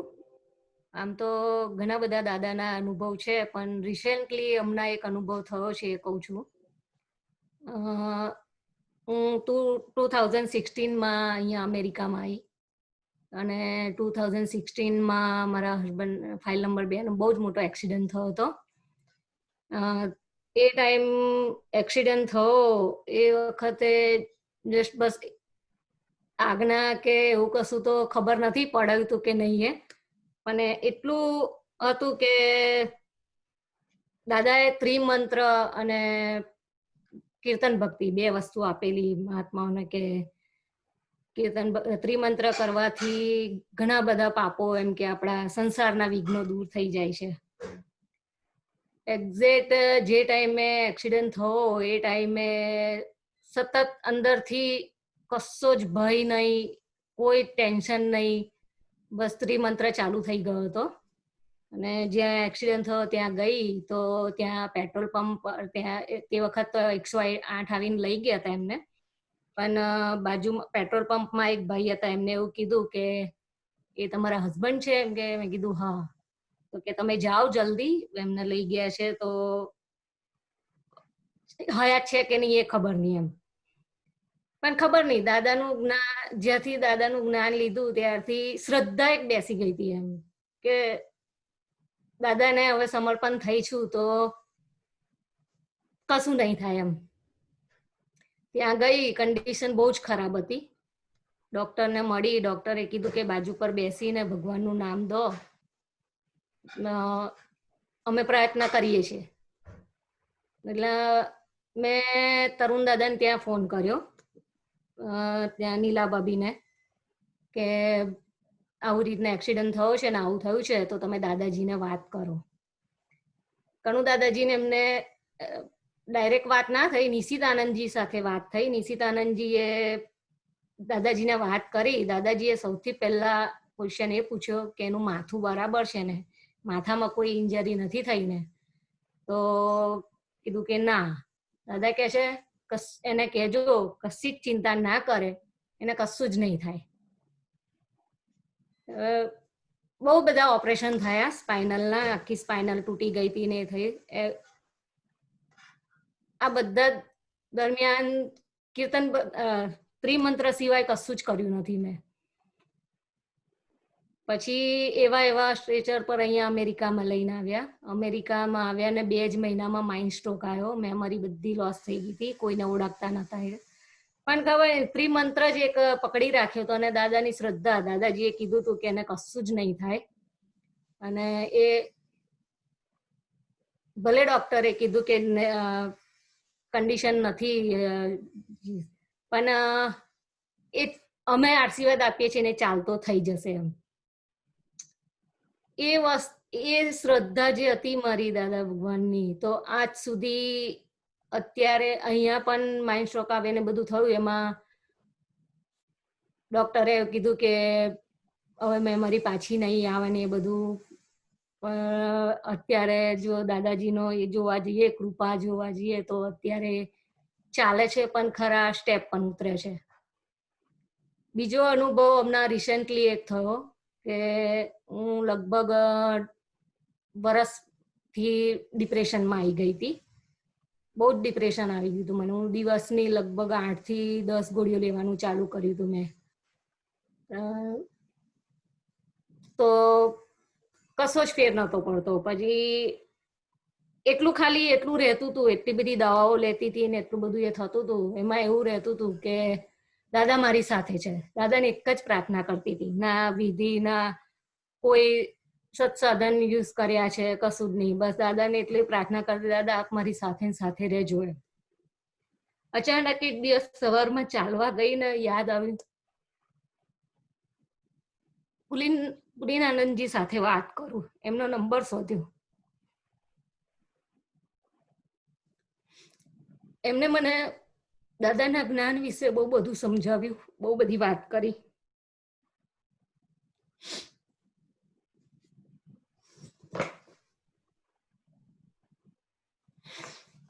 છતાંય મને ના ફરક પડ્યો. દિવસમાં ઘણી બધી વાર દવાઓ, એમ જાણે એક જાતનું વ્યસન થઈ ગયું હતું. એના વગર ચાલતું જ નહોતું કે દવા લઉં તો જ હું ફરી શકતી હતી.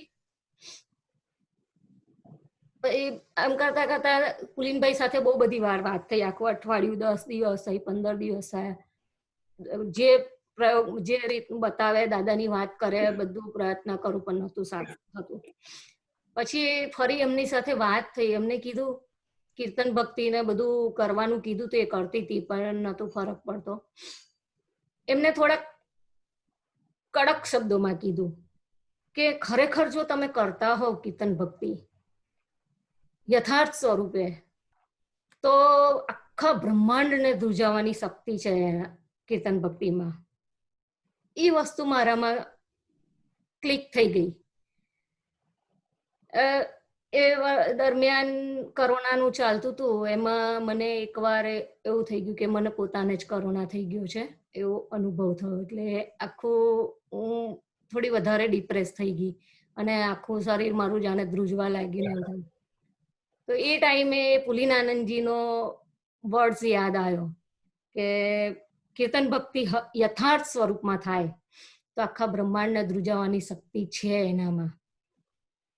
એ કરતા રસોઈ કરતી હતી ને આવું ફીલ થયું મને કે મને કોરોના થઈ ગયો છે ને એવું.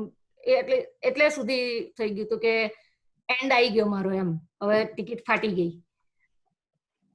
તો એ વાત યાદ આવતા ખાવાનું બાજુ પર મૂકી બંધ કરીને હું દાદા પાસે બેસી ગઈ કે દાદા, એ વખતે તો એવી અંદર એવું ફીલ થયું કે દાદાને એવું કીધું, દાદા હવે તો તમારે નીચે આવવું જ પડશે, તમે હવે નીચે ઉતરો દાદા, આવો તમે મારું રક્ષા કરવા. અને કીર્તન ભક્તિ ચાલુ કરી. 10 મિનિટ કીર્તન ભક્તિ કરી છે. 10 મિનિટમાં હું આખી, ભલે અહીંયા અમેરિકામાં છું પણ કેલનપુર પહોંચી ગઈ હતી. જે 24 કલાકની કીર્તન ભક્તિ થાય છે એ કીર્તન ભક્તિ કરતા કરતા ભાન જ ભૂલી ગઈ. એમ કશું ખબર ના પડી તો બહુ જ મોટેથી બોલવા લાગી, દાદા ભગવાનના સિંહ જે જે કારો. પરથી મારી ડોટર નીચે આવી, મમ્મી શું થઈ ગયું? આખી મને આમ હલાવી દીધી કે મમ્મી શું છે એમ કે કેમ આટલું બધું મોટે મોટેથી બોલે છે એમ કે દાદાનું નામ દે છે તો શાંતિથી. પણ એ જે થઈ કીર્તન ભક્તિ 10 મિનિટ, એવું લાગે છે કે એ ટાઈમે યથાર્થ સ્વરૂપે કીર્તન ભક્તિ થઈ હશે. એ દિવસથી લઈને ડિપ્રેશન ગાયબ, પ્રોબ્લેમ્સ ગાયબ બધા, અને જે અંદરથી ખુલ્લું થયું છે, એટલે મતલબ જે શક્તિઓ મળી છે ને એ છે એની હવે વર્ડ્સ જ નથી મારી પાસે કે કેવી રીતે દાદાનો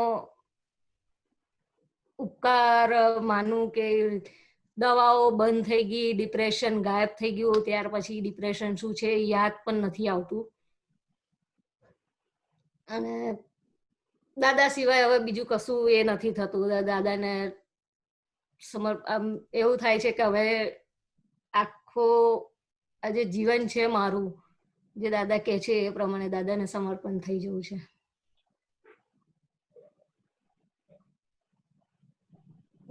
સચ્ચિદાનંદ.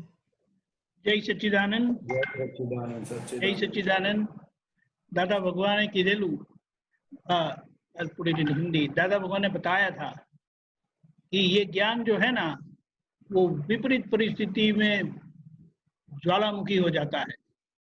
બહુ બધા અનુભવ છે દીપકાનંદજી, કારણ કે અનુભવ કેવા બેસીસ તો સમય બહુ જ ઓછો પડશે.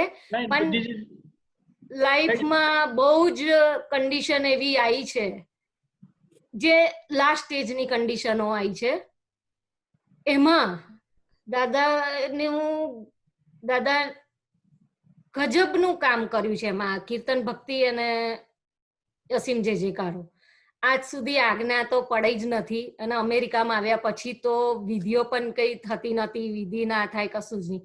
ખાલી આ એક વસ્તુ પકડી રાખ્યું હતું, દાદા આપ મારી સાથે રહેજો. ઘણા બધા પ્રોબ્લેમ ઇન્ડિયામાં પણ એટલા બધા પ્રોબ્લેમ્સ આવ્યા છે કે એની કોઈ એ જ નથી. એમ આખું જીવન પ્રોબ્લેમ્સમાં જ ગયું છે. પણ આ વસ્તુ એક દાદાનું ગજબનું કામ કરી જાય છે, કીર્તન ભક્તિ અને त्रिमंत्र. करेक्ट, आपकी बात बिल्कुल सही है. दादा भगवान ने खुद बताया है कि ये व्यवहार की समस्या को हल करने के लिए ये हमें त्रिमंत्र और कीर्तन भक्ति दी है, और इसका आपको बिल्कुल साक्षात प्रत्यक्ष अनुभव हो गया. આજનો રિસેન્ટલી, હા नहीं बोलिए आप. આજનો જ એક રિસેન્ટલી અનુભવ કહું.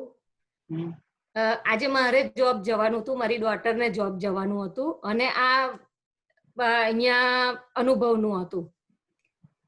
મારી હવે મારે ને મારી ડોટર વચ્ચે એક જ કાર છે, તો રાત્રે એને કીધું કે બેટા મારે જોબ પર જવાનું છે તો તું વહેલી તૈયાર થઈ જાય. એને લેટ હતી જોબ, પણ થોડુંક એનું મન એ થઈ ગયું કે એને જવું હતું ગાડી લઈને. મેં દાદાને રાત્રે પ્રાર્થના કરીને સુઈ ગઈ, દાદા એવો કોઈ રસ્તો કાઢી આપો કે એનું મન દુઃખ ના થાય, મારો પ્રોબ્લેમ સોલ્વ થઈ જાય ને આ પણ ટાઈમે હું અહીંયા પહોંચી જાઉં ને મારો અનુભવ પણ કહેવાય. સવારમાં ઉઠી હું મારી રીતે મારું રૂટીન કરતી હતી. મારે એને કશું જ કહેવું નથી પડ્યું, કશું બોલવું નથી પડ્યું. એની જાતે 9 વાગે તૈયાર થઈ ગઈ અને બહાર આવીને ચાવી લઈને ઊભી થઈ ગઈ. મમ્મી હું વહેલી ઉતરી જાઉં છું, ત્યાં હું ત્યાં બેસી રહીશ, તું તારું કામ પતાવીને જા. જે જોબ પર ગઈ હતી ત્યાં પણ એટલું સરસ આમ શોર્ટમાં કામ પતી ગયું. મને કે બેન તમારે જવું હોય તો, મેં કીધું કે આજે થોડુંક કામ છે મારે. વાંધો નહીં કે તમે જો, એટલું ઓછું કામ શોર્ટમાં પતાવી દીધું, ટાઈમસર અહીંયા આવી ગઈ. એટલે ખાલી રાત્રે દાદાને પ્રાર્થના કરીને જ સુઈ ગઈ હતી, એમાં બધો પ્રોબ્લેમ સોલ્વ મતલબ એ થઈ જાય. बात सही है. हमारी प्रार्थना दादा भगवान सुनते हैं, क्योंकि दादा भगवान का योग बल काम कर रहा है. ये मिरेकल नहीं है, ये जादू नहीं है, लेकिन दादा भगवान का योग बल है कि जहाँ हमें सफलता मिलती है तो हम दादा भगवान को बोल देते हैं कि उनके आधार पर हुआ है, उसका विकल्प करने की जरूरत नहीं है. क्योंकि ये जो आधार है ना वो बड़ा ठोस आधार है. दादा भगवान ने कहा कि ज्ञान सर्वोपरि है, इसीलिए आखिर की परिस्थिति का अनुभव है वो केवल ज्ञान है. तो यहाँ पर ही हमें ये बात को समझना है कि जब तक व्यवहार का समाधान नहीं होगा, व्यवहार का जवाब नहीं मिलेगा, तो आपको परिणाम ज्ञान जो सर्वोपरि है वो कैसे होगा। और आपकी परिस्थिति में से आपने जो इसका उपयोग किया, और देखो आप तो पुत्र भी कैसे उत्तम निमित्त बन जाते हैं। એ પરિસ્થિતિ તો દીપકાનંદજી એ જે મારા જીવનમાં આમ જોવા જાઓ ને તો દાદાના જ્ઞાન લીધા પછીના જે 3 સંજોગ આયા છે ને જબરજસ્ત ખતરનાક, એમ એવું થાય કે જો દાદાનું જ્ઞાન ના હોત તો સુસાઇડ કરી લીધું હોત મેં. बात सही है, बिल्कुल बिल्कुल बात सही કારણ કે है। આ ડિપ્રેશન પણ એવું આવ્યું હતું, ઘણી બધી વાર ઇવન ટ્રાય પણ થઈ ગયો છે કે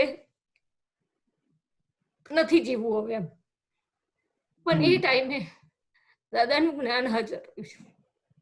तो आपको मोक्ष में जाने का है ना, इसके लिए जिया रखा है सब। दादा भगवान बोलते मेरी प्रिय शिष्य है, इसलिए आपको सब हेल्प की दादा ने, अमेरिका भेजा, और अभी सब विघ्न हट जाएंगे, निकल जाएंगे। लेकिन अभी दादा को अभी मत छोड़ना હવે તો ક્યારેય ના છૂટે દાદા. ना, वो संजय अच्छे आते तभी मत હવે તો छोड़ना। એવું નો ડાઉટ હજુ મારી પ્રકૃતિ બહુ જ સ્ટ્રોંગ છે, હાર્ડ છે. પ્રકૃતિ હજુ એટલી બધી સહજ નથી થઈ. ऐसा है ना આમાં દાદાની પ્રાર્થના છે, દાદા ઉપરથી પહાડ પરથી પણ ફેંકી દે ને, દાદા જ નથી છોડવા. बस वो नक्की करके रखो, दादा को नहीं छोड़ना है, तो मोक्ष में जाओगे, सिमंत स्वामी के चरण में जाओगे। जय सच्चिदानंद। आपके जीवन में ये जो परिस्थिति में से आप गुजरे, एक तो मिनेश भाई, मितेश भाई, मिनेश हाँ मिनेश भाई की भी ये परिस्थिति में से ये बाहर आए। आपकी दोनों लड़कियों ने बड़े अच्छे से पढ़ाई करके वो अब स्वतंत्र हुए हैं। અમેરિકામાં આવ્યા પછી 4 સ્પાઇનલના ઓપરેશન થયા, 4 વખત, राइट 12 કલાક, 12 કલાક ઓપરેશન. કારણ કે એમના જે ઇન્સ્ટ્રુમેન્ટ મૂકેલા હતા એ બધા અંદર સડો થયો હતો, અંદર સડી ગયા હતા. તો 4 વખત ઓપરેશન. પહેલા એક વખત ઓપરેશન કર્યું તો થોડાક એમને ચેન્જ કર્યા, અંદરથી સ્ક્રૂ ને બધું બદલ્યું. ત્યારે લગભગ 7-8 કલાક ઓપરેશન ચાલ્યું હતું. ત્યાર પછી ડોક્ટરે એવું વિચાર્યું કે હવે બીજી સાઈડનું, બીજા પાર્ટનું કાઢી નાખીએ. એમ કરીને એક પાર્ટના કાઢે, એક પાર્ટના રવા દીધા. એ દિવસ પણ 5-6 કલાક ઓપરેશન ચાલ્યું હતું. પછી લાસ્ટ ટાઈમ વધારે થયું એટલે ડોક્ટરે પછી આખું બધા અંદરથી સ્ક્રૂ ક્લેમ્પ બધું રિમૂવ કરી નાખ્યું છે. એ દિવસે 12 કલાકનું ઓપરેશન ચાલ્યું હતું. પણ નોર્મલ વ્યવહારમાં જુઓ ને તો મને આજ્ઞા નથી પડાતી કે દાદાનું, મતલબ આજ્ઞામાં નથી જ રહેવાતું નોર્મલ લાઈફમાં. પણ આવા મોટા સંજોગ જ્યારે આવે છે ને ત્યારે એક જબરજસ્ત અનુભવ છે કે અંદરથી એક પરમાણુય હાલતું નથી. જે કંઈ બની રહ્યું છે વ્યવસ્થિત જ છે, વ્યવસ્થિતની બહાર કશું જ નહીં થાય. આ વસ્તુ એક પેલા એમાં પકડાઈ જાય છે. नहीं, बात सही है, लेकिन आपने दादा को छोड़ा नहीं है, और मैं तो मानता हूँ दादा ने आपको छोड़ा नहीं है। હા, દાદાએ મને નથી છોડ્યું. દાદા કે કારણ કે આ અનુભવ 1 વર્ષનો જે ડિપ્રેશન આવ્યું ને એમાં મારી જોબ એવી છે કે બધા એ બા દાદાઓ સાથે જ હેન્ડલ કરવાના છે, બા દાદાઓ સાથે. એટલે એમાં તો એવી સંજોગ આવ્યો કે બધા અમુક ક્લાયન્ટ તો મને મારે પણ ખરા. કારણ કે મારી જે કન્ડિશન છે ને મારી જોબ એવી છે કે એ લોકોને ઘરેથી લાવવા મોકલ, ડ્રાઈવરો મારે હેન્ડલ કરવાના. એડલ્ટ ડે કેરમાં જોબ કરું છું તો એટલે એ લોકોને 5 મિનિટનો પણ આગુ પાછું થાય ને તો એ લોકોને ના ચાલે કે તે મને 8 વાગે કીધું તું કે ડ્રાઈવર આવશે તો 8 વાગે આવ્યો કેમ નહીં, મને કેમ ના મોકલે એમ. એટલે 1-2 એને ફાઇલ સમજુ છું કે એવી ફાઇલ મને ત્યાં ભેગી થઈ છે કે એ લોકોનો જો સમય પર કામ ના થાય તો એ લોકો મને મારી પણ દે છે. પણ ત્યાં આ વસ્તુ દાદાનું હાજર રહેતું હતું કે આ મારો હિસાબ છે એટલે મારે આવ્યું છે. અને એ સંજોગમાં હું બહુ જ ડિપ્રેશન હતી કે 500 માણસની મારી બહુ જ ભૂલો પણ એટલી બધી થતી હતી. કારણ કે આખો દિવસ દવા લે કરું, એવરી કલાકે 2 ગોળીઓ લઈ લઉં, એના લીધે ઘેનમાં જ રહેતી હતી. એમ કશું ભાન જ નતું, ચાલતા ઊંઘતી હોઉં ને એવું. એટલે એ ટાઈમે દાદાએ એવું કીધું કે દાદાનું જ્ઞાન નથી એપ્લાય કરતી, નહીં તો દાદા કહે છે કે મેર મહાત્માઓ આવું બધું આમ એ થાય ખરું, તારો હાથ મેં પકડ્યો છે, હવે છૂટવાનું મુશ્કેલ છે તારે એમ છોડવો. राइट, तो इसका ये तो बात बड़ा स्पष्ट है कि दादा भगवान ने आपका हाथ पकड़ा है, सभी महात्माओं का हाथ पकड़ा है, लेकिन जब हम उनका हाथ थाम लेते हैं तो हमें महसूस होता है कि अरे दादा मेरे पास ही है, पास ही है. और ये बात स्पष्ट अनुभव, मुझे तो ये बात बड़ी खुशी की बात ये समझ में आई. આ વસ્તુનો બીજું એક યાદ આવ્યું, અગર ટાઈમ હોય તો આ એક કહું. બોલીએ બોલીએ. જે દિવસે કનુદાજીનો દેહ વિલય થયો એ દિવસે મને બહુ જ રડવું આવતું હતું, એમ રોકાયા જ નહીં, એટલું બધું રડવું આવતું હતું. ત્યારે કનુ દાદાજીએ સપનામાં, હું આ જ જગ્યા પર હતી, અહીંયા જ મારો બેડ છે, હું રાત્રે સુઈ ગઈ હતી ને મારા માથા પર આવીને દાદાએ હાથ મૂક્યો. કનુ દાદાજી કહે છે હું જ્ઞાન સ્વરૂપે તારી જોડે હાજર છું, હું અહીંયાથી ગયો જ નથી કશે. करेक्ट, यही बात समझनी है कि दादा भगवान ने जो ज्ञान स्वरूप विज्ञान स्वरूप हमें दिया है उन्हीं का योग बल है, तो ये योग बल को हम ऐसा पकड़ के रखे कि आखिर तक वो हमारे साथ रहेगा. और ये बात बड़ी अच्छी है. और अभी आप ऐसा बोलना नहीं कि मुझे डिप्रेशन था, मुझे डिप्रेशन, वो जो गया નીકળી જ ગયું ટોટલી મગજમાંથી, बात सही है, યાદ પણ નથી આવતું હવે. बहुत बढ़िया, आप ऐसे ही करते रहिए. और आपके ये अनुभव से एक बात तो पक्की हो गई कि जिनको भी ये समस्या होगी ना वो बड़े दिल से जमकर त्रिमंत्र और कीर्तन भक्ति पुकार पुकार के बोलेंगे, चिल्ला चिल्ला कर बोलेंगे. હવે તો હું શું કરું છું, એ દિવસથી જ્યારથી અનુભવ થયો છે ને કે એક દિવસ રાતથી મને ડિપ્રેશન શું છે, દવા આજ સુધી દવા યાદ નથી આવી કે કશું નહીં તો દિવસની 10 ગોળીઓ, મેં તો મારા બધા વિડીયો ઉતારી રાખ્યા છે કે હું કેવી કન્ડિશનમાંથી પસાર થઈ, એમ કેવી કેવી હાલત હતી મારી, એ બધી દવા લેતા અને જે મને તકલીફો થતી હતી એ બધા વિડીયો ઉતારી રાખ્યા છે મેં. તો હવે તો કશું પણ થાય છે ને તો એમ થાય કે ઘરમાં કોઈ ડિસ્ટર્બ થાય ને ગાડીમાં જઈને બેસીને મોટે મોટેથી કીર્તન ભક્તિ કરવા માંડું છું. જે દિવસ અંદરથી લાગે કે મને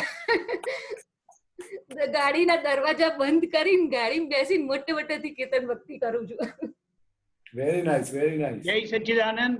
एक छोटी सी बात कह लेता हूँ, कौन कहते हैं दादा आते नहीं, अरे अमिता के जैसे कोई बुलाते नहीं तो दादा आएंगे कैसे.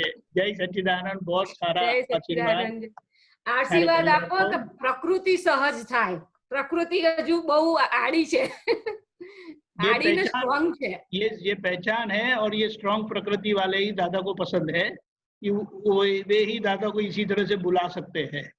बहुत बहुत धन्यवाद. Thank you. હકીકતમાં એ દિવસ તો દાદાને એવું જ કીધું હતું કે આવો દાદા, આજે તો તમારે નીચે આવવું જ પડશે. Very good, keep it up. आपके बच्चों को, लड़कियों को, दोनों को बहुत सारा ढेर सारा आशीर्वाद. मितेश जी को बताना. जय सच्चिदानंद. એ ઉપર સાંભળતા જ હશે કદાચ. वेरी गुड अमिताबेन, बहुत अच्छा. જય સચ્ચિદાનંદ. જય સચ્ચિદાનંદ. बॉम्बे, राजस्थान, अहमदाबाद, यूएसए, 5 कमेंट, सब अच्छा कमेंट आया कि बहुत बढ़िया एक्सपीरियंस. तो महात्मा को तो बहुत अच्छा लगा. तो अभी आप ठहरिए, एक आप परेशान जी का एक छोटा एक्सपीरियंस सुन के बाद आप त्रिमंत्र बोले. और दीपकांत जी को उसको क्विज करने का है. मेरा प्रश्न है, जो आपने बताया परेशान जी, आपने बताया कि दादा भगवान ने कहा जहर को अमृत बना लेते थे दादा भगवान. यस. ये कौन से जहर की बात करते हैं आप?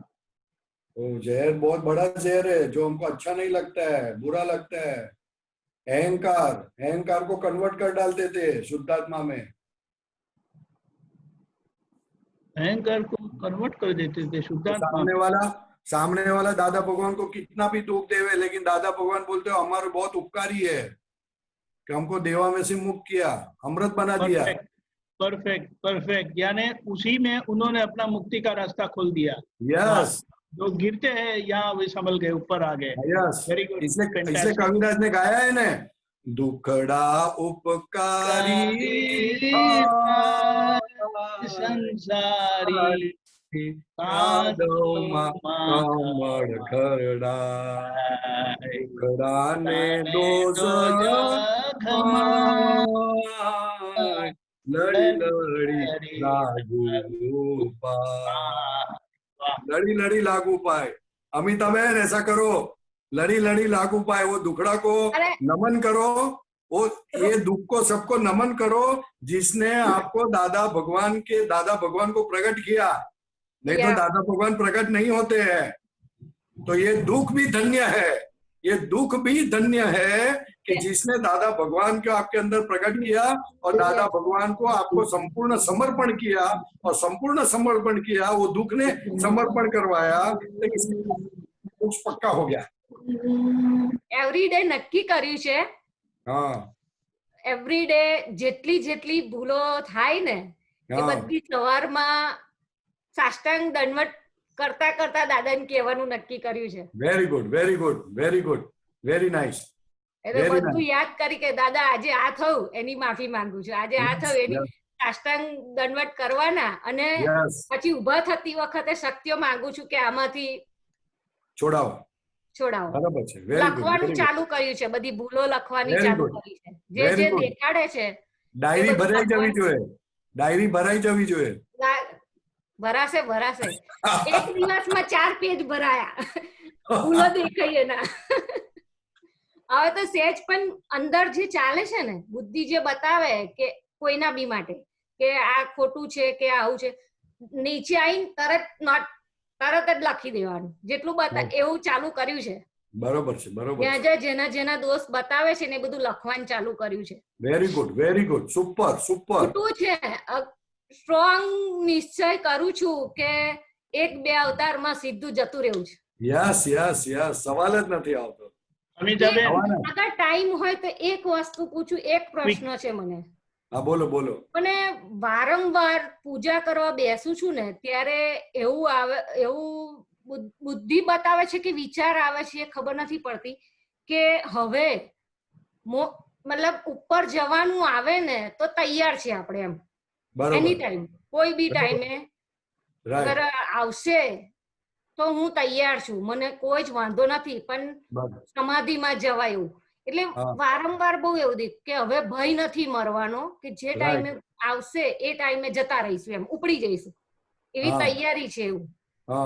તો એનાથી એવું શું કામ આવે છે એ ખબર નથી પડતી. એવું બસ આ તો સારામાં સારી નિશાની છે દાદા ભગવાન પ્રગટ થયાની. દાદા ભગવાન મુક્ત થાય, અંદરથી આપણો અહંકાર ડાઉન જાય, અહંકાર નીકળી જાય અને દાદા ભગવાન પ્રગટ થાય ત્યારે આપણને એ મુક્તતાના અનુભવે ને એ અનુભવને આધારે બોલાય કે હવે હું તૈયાર છું, હવે બધું પતી ગયું. ઇવન એક વાર તો એવું થયું કે વિધિ કરતી હતી, વિધિ કરતા કરતા સિમંદર સ્વામી આયા કે હવે ચલો તૈયાર ઉપડો. હા બરોબર બરોબર. તૈયારી છે નિર્ભયતા પ્રગટ થાય. જેમ દાદા ભગવાન પ્રગટ થાય, જ્ઞાન પ્રગટ થાય, તેમ નિર્ભયતા પ્રગટ થાય અને નિર્ભયતાના આધારે વી આર ઓલવેઝ રેડી. એમ કઈ જવાતું નથી પણ નિર્ભયતાને કારણે તૈયાર એમ. આ બધા આપતો પુત્રો આવા જ છે, બધા આપતો પુત્રો કહે છે કે અમે તૈયાર જ છે. હા એવો એક સેકન્ડ ની રાહ ન જોઈ એવો વિચાર પણ પાછું તે વખતે બુદ્ધિ બતાવે એવું કે તૈયાર થઈ જશો. આ જ્ઞાનનું પરિણામ છે, આ જ્ઞાનનું પરિણામ છે, આ જ્ઞાન દાદા પ્રત્યેની શ્રદ્ધા છે, એ મુક્તતાનું આજે વિચાર એ મુક્તતા બતાડે છે.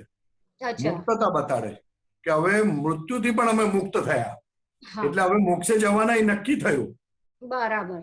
કારણ કે બુદ્ધિ તો એવું એ જે વિચાર આવે ને જયારે ત્યારે બુદ્ધિ એવું બતાવે કે 2 છોકરીઓનું શું એમ, ત્યારે પછી તરત જ એવું થાય કે કશું દાદાને સોંપી દીધું છે, કારણ કે અત્યારે બધું દાદાને ભરોસે જ ચાલે છે. ત્યારે છોકરીઓને ટોકવી નથી પડતી, કશું જ નથી કહેતી કોઈ દિવસ. કરેક્ટ 2 નંબર નહીં, કશું જ નહીં, બધા પોતપોતાની રીતે કરે. કોક વાર થઈ જાય તો પ્રતિક્રમણ કરી લઉં છું, બાકી કોઈ ડખો દખલ અમાર 4 માં નથી. Fine very nice. તરત જ એવું થાય કે હવે દાદાને સોંપી દીધું એટલે હવે ગમે ત્યારે આવે ને મોત તો આપણે એટ અ ટાઈમ રેડી છીએ એમ. બરોબર. સચ્ચિદાનંદ.